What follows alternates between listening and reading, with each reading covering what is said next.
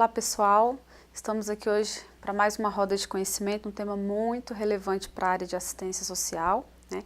Eu me chamo Rosângela, sou consultora nessa área aqui na Confederação e hoje nós vamos tratar das conferências de assistência social.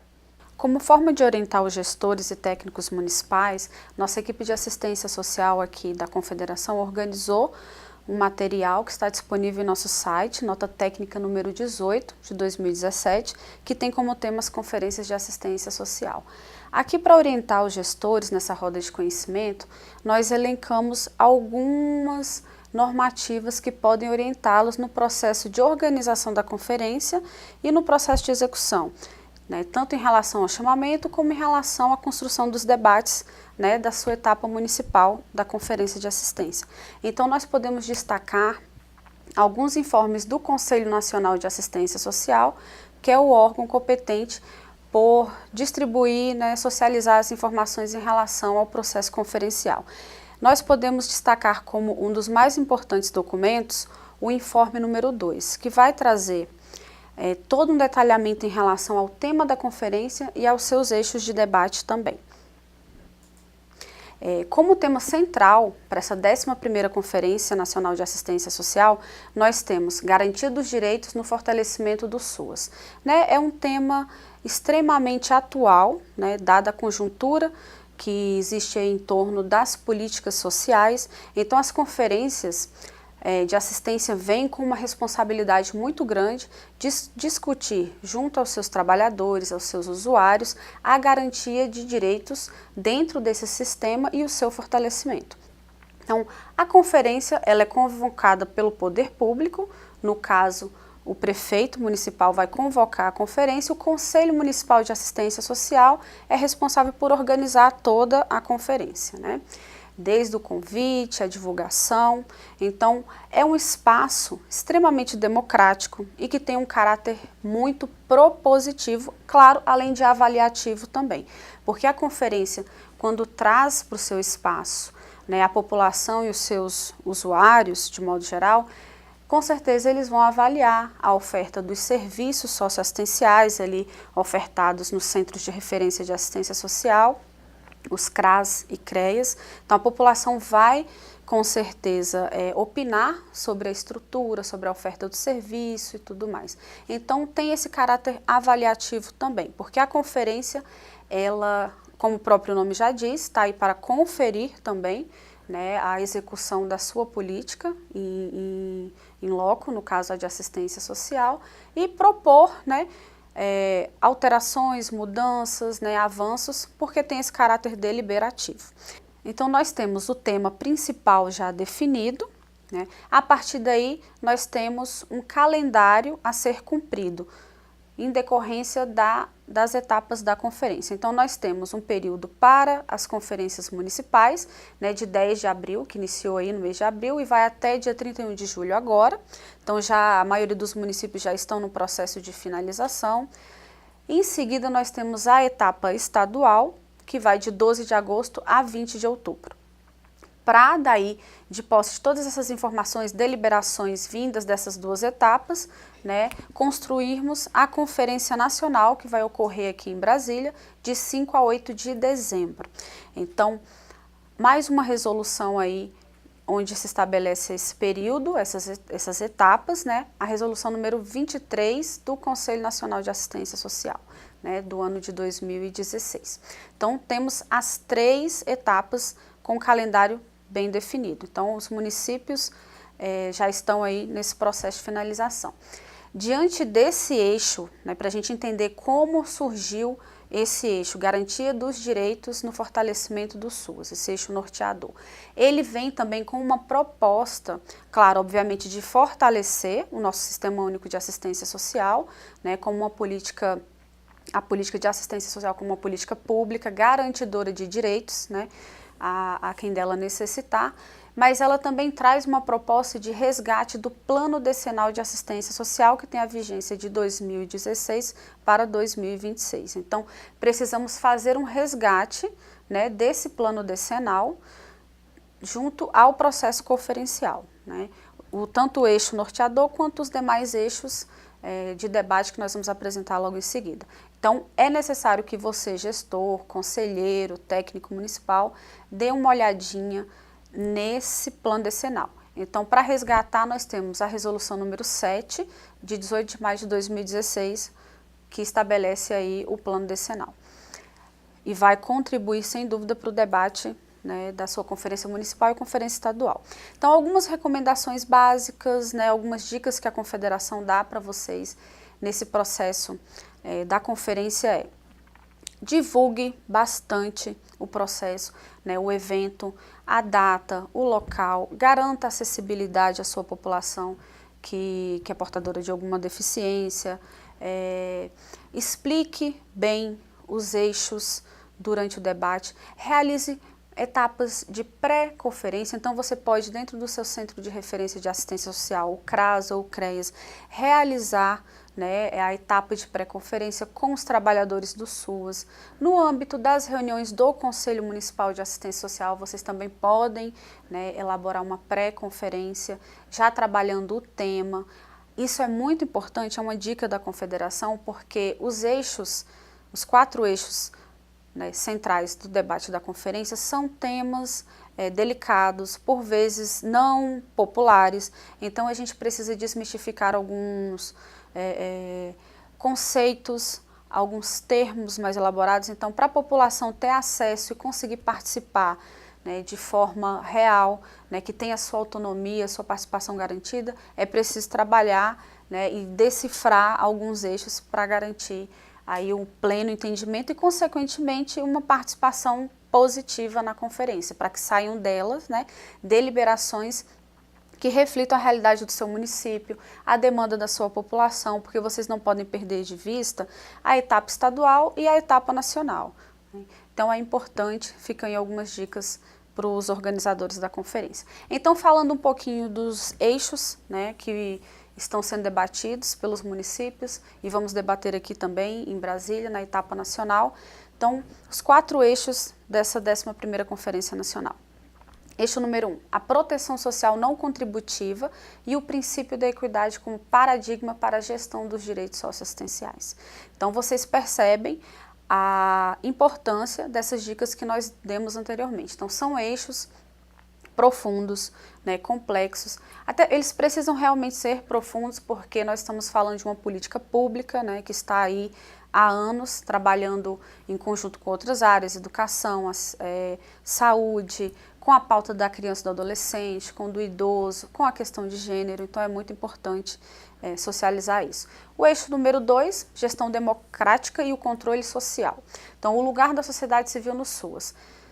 Um eixo também muito interessante e bem tranquilo, digamos assim, de debater, né? O eixo número 3, acesso às seguranças socioassistenciais e articulação entre serviços, benefícios e transferência de renda como garantia dos direitos. Então, nós temos aí uma linha, né, um conjunto de ações que vai debater, né, a nossa vida e trazer aí também os assuntos que estão em pauta no nosso país, né, as reformas. Então, é muito importante trabalhar esse eixo número 3 com qualidade também. Eixo número 4, a legislação como instrumento para uma gestão de compromissos e corresponsabilidades entre os entes federativos para a garantia dos direitos socioassistenciais. É um eixo extremamente importante. Nós vamos debater aspectos políticos e técnicos, então precisamos estar preparados. Então, nós reunimos, a partir dos informes do Conselho Nacional de Assistência Social e dicas da Confederação, alguns pontos mais relevantes por eixo. Então, vamos apresentar o tema do eixo, né, alguns desafios e perguntas norteadoras, para que na hora do debate da Conferência Municipal, Estadual, na hora da divisão dos trabalhos, dos grupos, que é o que geralmente ocorre, né, na conferência, a gente divide aí por eixo os grupos, e os grupos trabalham seus encaminhamentos, as suas, né, deliberações para uma plenária maior, que é a plenária final, onde há, né, a sistematização de todas as propostas. Então, tendo como norte, como direção, essa estrutura de trabalho, precisamos debater, né, a proteção social não contributiva e o princípio da equidade como paradigma para a gestão dos direitos. O que isso significa? Nós precisamos debater os direitos socioassistenciais, porque são instrumentos, são meios, né, são mecanismos para enfrentar e para minimizar as desigualdades sociais. O que isso significa, né, de forma prática? A assistência social, ela é em partes não contributiva e contributiva. Contributiva por quê? Porque a sua estrutura de financiamento vem, obviamente, de uma arrecadação de tributos, né, realizada pela União. Não que haja uma contribuição direta do cidadão para ter acesso àquela política, não. Estamos falando de uma contribuição, digamos assim, indireta, né? Mas isso já traz para o debate a ideia de que você é responsável também, que o cidadão também é responsável pelo financiamento, né, pela sustentabilidade, digamos assim, dessa política pública.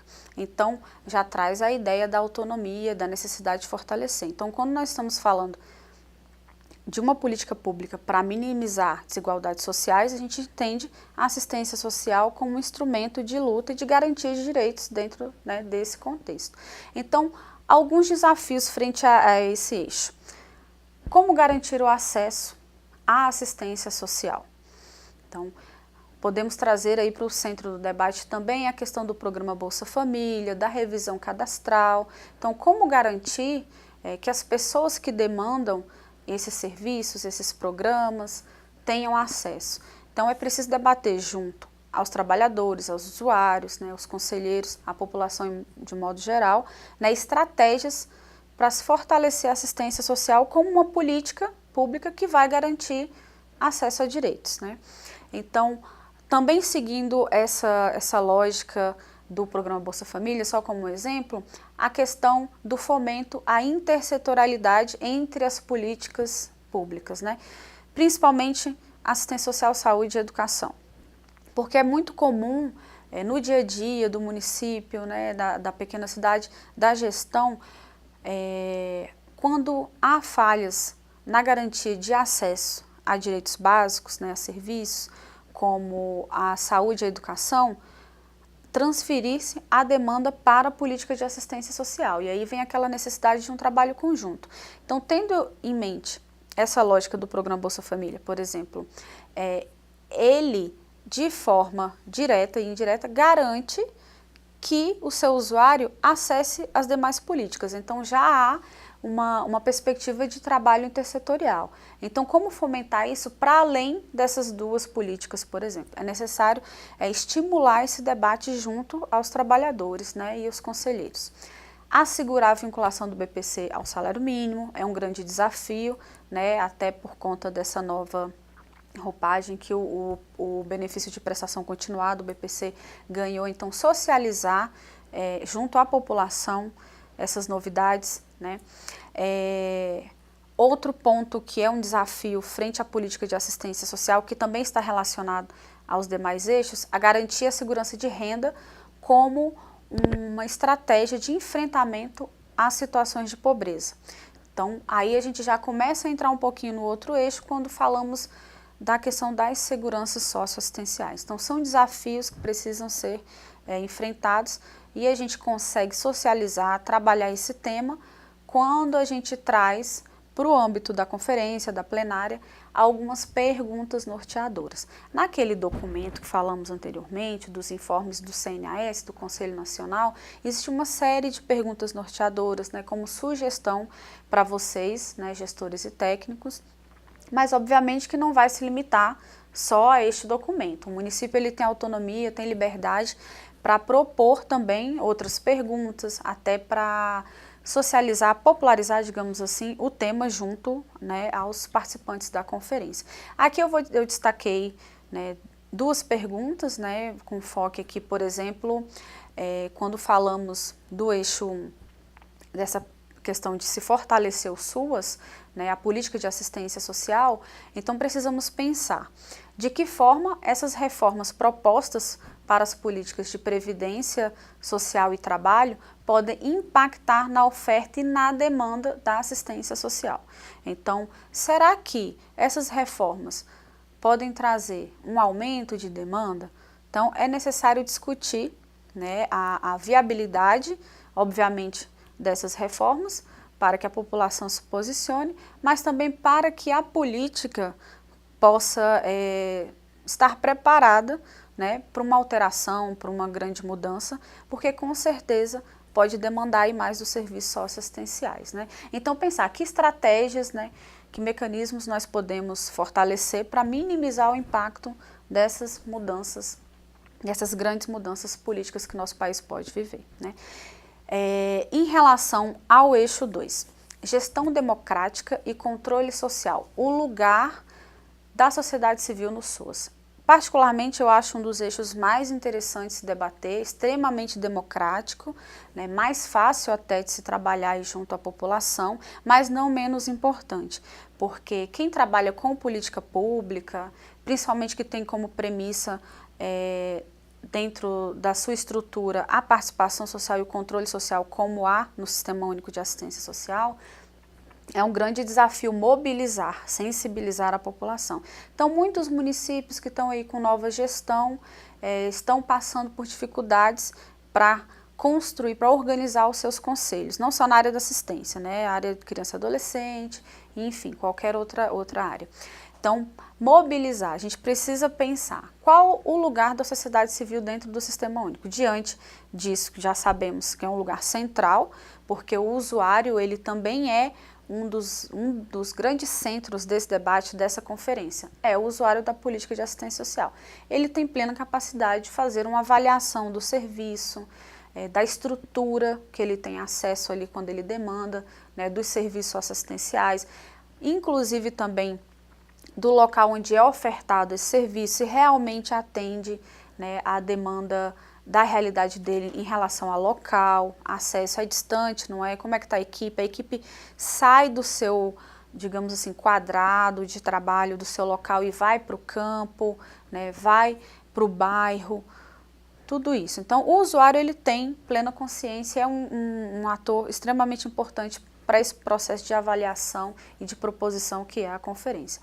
E aí, nós trazemos para o debate um ponto muito importante que é a autonomia desse usuário.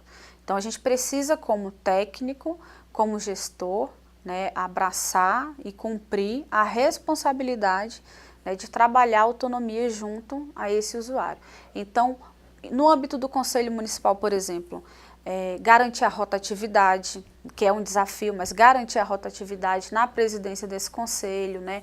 Ora já que esse conselho é paritário, tem representantes da sociedade civil e representantes, né, governamentais ali do município, da estrutura, da prefeitura, a rotatividade na presidência desse conselho, isso é muito importante, isso traz oxigenação, né, para os debates, traz um outro olhar, né, de quem está, digamos assim, do outro lado do balcão.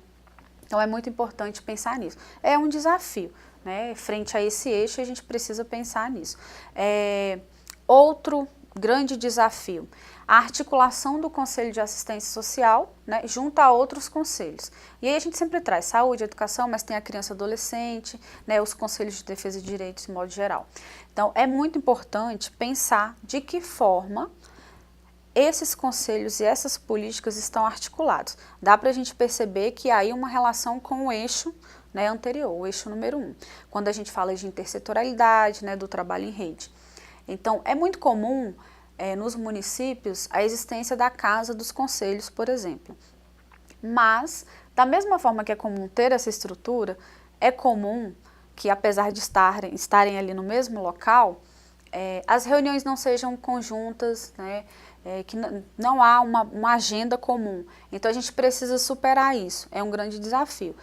Então, esse eixo número 2, né, como falávamos há pouco, a questão da Casa dos Conselhos. É muito comum que os municípios tenham, né, essa estrutura onde há a presença de inúmeros conselhos, né, educação, saúde, conselhos de direitos, né, mas é comum reuniões que não são conjuntas. Então, não há uma pauta comum, uma agenda comum, onde os gestores têm a possibilidade, os conselheiros têm a possibilidade, a chance de sentar e debater, né, o sistema de garantia de direitos, por exemplo, né, para criança e adolescente, que envolve saúde, educação, assistência, conselho tutelar. Então é muito importante ter em mente, né? Isso é um desafio e a gente precisa superar.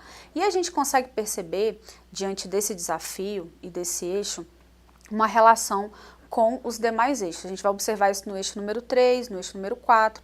Então, ao longo da execução, né, do seu estudo para a execução da conferência, vocês vão perceber que os eixos eles se complementam. Então, é importante ter isso em mente, que hora ou outra eles vão se correlacionar. Quando a gente observa de modo isolado, a gente não consegue perceber de imediato, mas ao longo do debate fica bem visível isso. Então, seguindo esse fluxo da questão das perguntas norteadoras, para orientar aí os debates na hora da divisão dos grupos, a gente tem, por exemplo, quais os obstáculos, né, do controle social, né, do exercício do controle social, numa perspectiva de defesa de direito. A gente acabou de falar aí, por exemplo, da Casa dos Conselhos, né, é um obstáculo criar uma agenda comum, né, um processo de avaliação comum. Então, existem municípios, por exemplo, que realizam conferências conjuntas, né? Conferência, né, de defesa dos direitos, né, por exemplo. Então, fica como uma sugestão, né, e é uma pergunta muito bacana para orientar o debate aí, né, dos participantes da conferência. Como eixo número 3, nós temos acesso às seguranças socioassistenciais e articulação entre serviços, benefícios e transferência de renda como garantia dos direitos. Então, parece assim uma coisa de outro mundo, literalmente, esse eixo número 3. Mas não é tão difícil assim. A assistência social trabalha com garantia do acesso a direitos, né? Por meio, claro, né, de seguranças. Uma das suas principais seguranças é a segurança de renda. Então, nós temos estratégias de transferência de renda, mas também nós temos outros tipos de seguranças, né, socioassistenciais, como, por exemplo, a segurança, né, de convívio. Então, nós precisamos pensar aqui no sujeito que demanda para a política de assistência social, o nosso usuário, de forma integral. Então, a pessoa, por uma questão de sobrevivência, ela precisa de uma renda, mas não é só isso que compõe ali, né, as características e as demandas, né, de um ser humano, as nossas. Então, nós precisamos pensar a questão da convivência, aí temos os serviços socioassistenciais, como o serviço de convivência, o PAEF, o PAEF, né, os programas de atenção, os serviços de atenção integral à família e indivíduos, para complementar, né? Então, um dos desafios desse eixo é a gente pensar o acesso a esses serviços, o acesso a direitos, para que eles tenham, para que os usuários tenham as suas seguranças, né, garantidas. Mas o papel aí do técnico, do gestor, né, do pessoal que organiza a conferência, é esmiuçar, né, esse eixo. Então, a gente retoma aquela questão do informe, da nossa nota técnica número 18, né, que a boa parte dos gestores teve acesso, recebeu via mail, mas está disponível no nosso site também, no site da Confederação na área de assistência social. Então, é importante a gente ter em mente, em relação ao eixo número 3, de que forma a gente pode fortalecer o acesso a essas seguranças. Quais as estruturas que a assistência social tem hoje para viabilizar, né, o acesso a essa segurança, principalmente a de renda. Nós temos aí um grande instrumento que é o cadastro único. Então, nós precisamos potencializá-lo, torná-lo um cadastro ainda mais qualificado, onde o gestor, né, municipal utilize esse cadastro de forma mais ampla, não somente para assistência social. E é importante esclarecer que não é um cadastro privativo da política de assistência social, ele reúne informações que são utilizadas para inúmeras outras políticas, né, política de habitação, por exemplo. Então, a gente já tem uma noção de que é um instrumento muito importante para viabilizar o acesso a uma segurança que é a de renda, né? Vejamos aí a questão do Bolsa Família, agora do benefício de prestação continuada também, né, o BPC, e também a questão do acesso às outras seguranças que são os serviços socioassistenciais.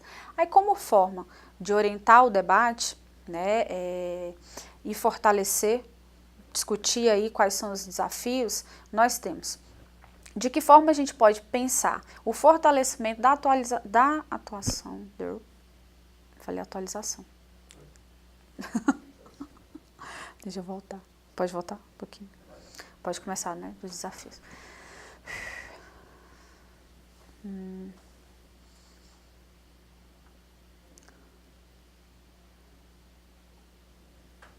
Certo? Então, seguindo o fluxo, né, do debate, quais os desafios que a gente pode apresentar, né, para os nossos participantes, para que tenhamos aí numa devolutiva deliberações que possam superar, né, ajudar a construção de ideias, de projetos, de ações que possam superar esses desafios que vivemos hoje em relação à proposta desse eixo das seguranças, né?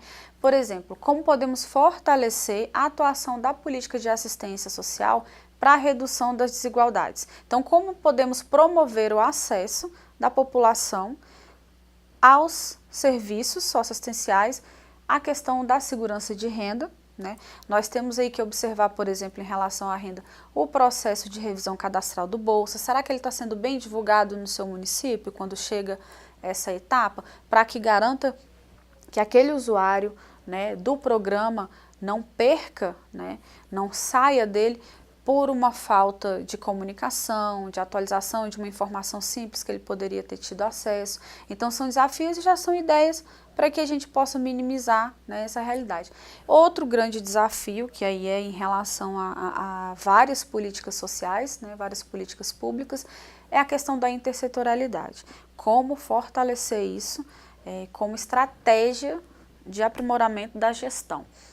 Então, aqui na Confederação, a gente sempre trabalha essa ideia da rede, do trabalho em rede. Então, a gente precisa pensar, se a gente tem uma política de educação, uma política de saúde bem estruturada, com certeza nós vamos ter uma política de assistência social também forte, né? Trabalhando aí, por exemplo, a parte da prevenção a riscos, né? O fortalecimento, o desenvolvimento humano, né, da sua sociedade, dos seus usuários, da população em modo geral. Então, a gente consegue perceber que intersetorialidade está presente aí já nos 3 eixos, né? Então, é muito bacana que a gente consegue já relacionar a complementariedade desses eixos, né, da proposta da conferência. E já indo aí para a questão das perguntas, para orientar os debates. Então, a questão da utilização do cadastro único, como nós falamos agora há pouco, não se limitar como uma ferramenta só de acesso ao programa Bolsa Família, né? Por exemplo, você pode utilizar, pode e deve utilizar o cadastro único como um instrumento de mapeamento.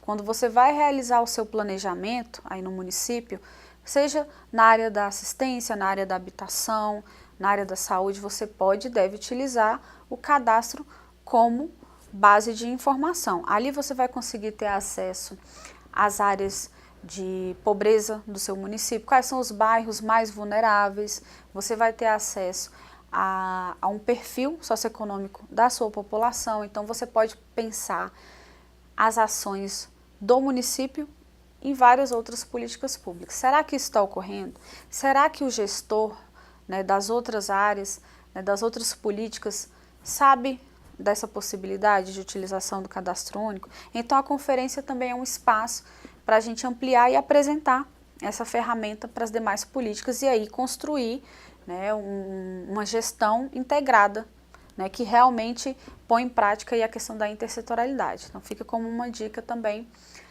para o debate do 3º eixo. Caminhando aí já para o finalzinho da estrutura, da proposta da conferência, o eixo número 4. Muito bacana, muito interessante e um dos pilares, né, na minha opinião, dessa 11ª Conferência Nacional. A legislação como instrumento para uma gestão de compromissos e corresponsabilidades dos entes federativos para a garantia dos direitos socioassistenciais. Aqui é muito interessante porque a gente, obviamente, vai trazer um aspecto bastante técnico, né, quando falamos de normativas, né, de instrumentos legais, mas também vai trazer um aspecto político muito forte. Então, essa ideia de fortalecer o Sistema Único de Assistência Social tem que ter como base também a sua estrutura normativa. Claro que nós já temos aí estabelecido, né, na Constituição, na estrutura do tripé da Seguridade Social, que a gente já faz um resgate lá do primeiro eixo também, né, junto à Seguridade Social, à saúde e à educação, né, também correlacionando todos esses temas, a gente faz esse resgate, mas para além disso nós já temos a Lei Orgânica da Assistência Social, a Política Nacional de Assistência Social e os demais atos normativos, né, as resoluções, as portarias, os decretos que organizam aí a oferta dos serviços socioassistenciais. Então, vamos fazer uma avaliação dessa estrutura normativa e vamos pensar a estrutura do Sistema Único de Assistência Social. Então, a gente pode fazer um recorte, uma divisão aí em relação à estrutura de financiamento, né, que hoje nós temos a tripartite, com responsabilidades de cofinanciamento, e aí é bom esclarecer quando a gente fala em cofinanciamento, nós estamos falando em apoio financeiro, né? Mas existe uma estrutura de cofinanciamento tripartite que traz a participação dos 3 entes federados, né? União, estados e municípios. Ocorre que hoje, né, há uma sobrecarga, obviamente, em cima do município para o financiamento da política de assistência e também da União. Então, há uma ausência dos estados no processo de cofinanciamento. Então, é preciso debater e socializar essa informação, né, junto aos participantes. Um outro aspecto, e aí a gente já pode puxar um pouquinho para a questão do pacto federativo no Sistema Único de Assistência Social, são as demais responsabilidades dos entes, né? Então, por vezes, não é comum, né, que a população saiba das responsabilidades dos demais entes. Ela sabe que o município é que oferta, é ali que ela reside, né, é ali que ela desenvolve toda a sua vida, suas atividades humanas, ela vai procurar quem? É o gestor do município. Então, ela não entende que existe essa estrutura de financiamento, ela não entende que, ela não conhece, na verdade, que existe responsabilidades do Estado em monitorar, em capacitar. Também desconhece essa responsabilidade por parte da União em ofertar o apoio técnico, né, específico ali dentro do Sistema Único. Então, a gente precisa discutir isso, né? E discutir também, por exemplo, aí é uma dica, a gente abre aqui um parênteses em relação a esse eixo, que é uma pauta, inclusive, da Confederação, né, dentro aí da área de assistência social, que é a questão do financiamento. Né? A gente sabe que não existe política pública sem orçamento. A assistência social ela vem passando por cortes, né, no seu orçamento, ano a ano a gente tem tido redução aí, mas uma grande lacuna nas normativas, então nesse processo de revisão que é importante, que a conferência propõe, não há um aspecto de avaliação dos valores de referência para financiar o serviço. Isso quer dizer, é o mesmo valor há anos. Né? Quando se criou ali o serviço de convivência, por exemplo, ou o serviço de atenção e atendimento às famílias, né, o PAIF, o seu valor de referência é o mesmo há cerca de 5, 7 anos. Então, não há critérios de reajuste. Então, precisamos aí trazer isso para o debate também, muito importante trazer por meio do eixo número 4. Então, a gente tem como desafio isso, de avaliar essa estrutura, de repensar o pacto federativo dentro do Sistema Único de Assistência Social, né, pensar as responsabilidades dos 3 entes e pensar uma forma, né, para que ela realmente seja cumprida. Né. De repente, se revisar alguns artigos da Lei Orgânica de Assistência Social, porque ela já traz, né, as responsabilidades dos municípios, né, caso haja alguma ausência no seu cumprimento, mas não traz para o Estado e para a União. Então, é importante pensar isso. Levar para os técnicos, né, a pessoa que tem ali o conhecimento mais aprofundado em relação à normativa, para que apresente, para que leve, né, isso para o momento de deliberação da conferência. Então, como perguntas aí para estimular o debate junto aos participantes, então, podemos ter como a atuação da CIB e da CIT pode impactar, né, na regulamentação de compromissos e corresponsabilidades entre os entes. Então, traduzindo aí um pouquinho, CIB, Comissão Intergestora Bipartite, que é aquela instância de pactuação que tem a participação dos gestores municipais e dos gestores estaduais. A CIT, a Comissão Intergestora Tripartite, que traz a participação já da União também dentro dessa estrutura, fora município e estado, né? Fora, sim, no sentido de complementariedade.